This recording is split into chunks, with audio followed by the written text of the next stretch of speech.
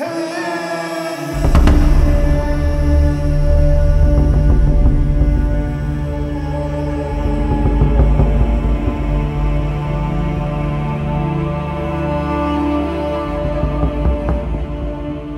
upon a time, there was a young shaman who lived in a remote tribe.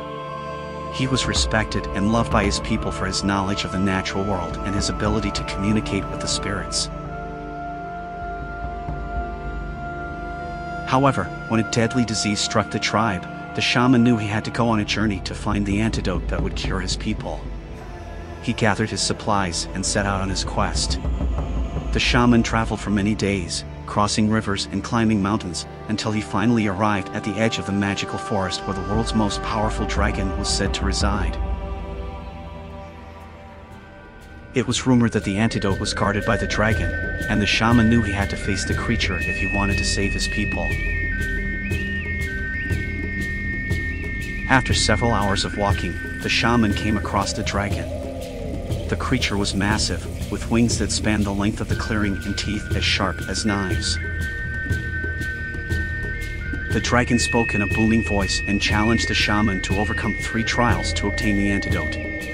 The shaman knew he had no other choice but to accept the challenge.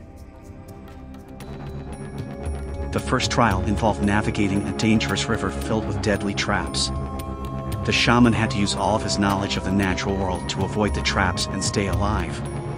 The water was freezing and fast-moving, and the shaman had to use all of his strength to keep himself from being pulled under. After what seemed like an eternity, the shaman emerged from the river on the other side. He was battered and bruised, but he had survived the first trial. The dragon nodded in approval and spoke in a low growl, telling the shaman to prepare himself for the second trial. The second trial was to find his way through a dark and treacherous labyrinth. The shaman was led to a door that opened into a pitch-black room. He could not see anything in front of him, and the air was thick with the smell of rotting vegetation. The shaman used his intuition and senses to guide himself through the labyrinth, feeling his way along the walls and listening to the echoes of his footsteps.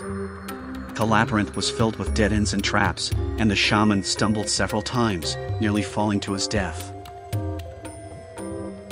But he persevered, and after what seemed like hours, he emerged from the labyrinth into the sunlight. The dragon spoke in a deep rumble and told the shaman that he had passed the second trial. The third trial was the most difficult of all. The shaman was led to a giant creature that guarded the antidote. The creature was taller than any building the shaman had ever seen, with skin as tough as leather and eyes that glowed in the darkness.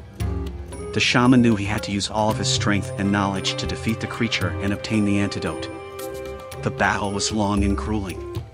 The shaman used his spells and knowledge of the spirits to attack the creature, while the creature used its brute strength to try to crush the shaman. After hours of fighting, the shaman was able to defeat the creature and obtain the antidote. The dragon nodded in approval and spoke in a low growl, telling the shaman that he had passed the third and final trial. The shaman returned to his village with the antidote, but he found that the disease had spread and many more of his people had fallen ill. He knew he had to act quickly to save them. He administered the elixir to the sick, and one by one, they began to recover, but he soon realized he did not have enough to cure everyone. He felt desperate and thought all was lost. Suddenly, an old woman appeared and told the shaman that the only way to cure everyone was to share the antidote with a small sacrifice. She instructed him to sacrifice a member of his tribe and use their blood to create more antidote. The shaman struggled with the decision to sacrifice someone from his tribe, but eventually agreed. He sacrificed one of the members of his tribe and used their blood to create more antidote. He was able to cure all the members of his tribe, but he was overwhelmed with guilt and sadness. The shaman was exiled from his tribe for the sacrifice he made. He became a solitary wanderer and ventured into the forest to find peace. As he wandered, he came across a sick child who desperately needed the antidote. The shaman struggled with the decision to share the antidote after all he had been through, but eventually decided to help the child. He gave the antidote to the child and realized he had found his purpose in life, to help others, even if it meant sacrificing something of himself. He continued to wander the forest, using his knowledge and skills to help those in need, and became known as the greatest shaman in the land.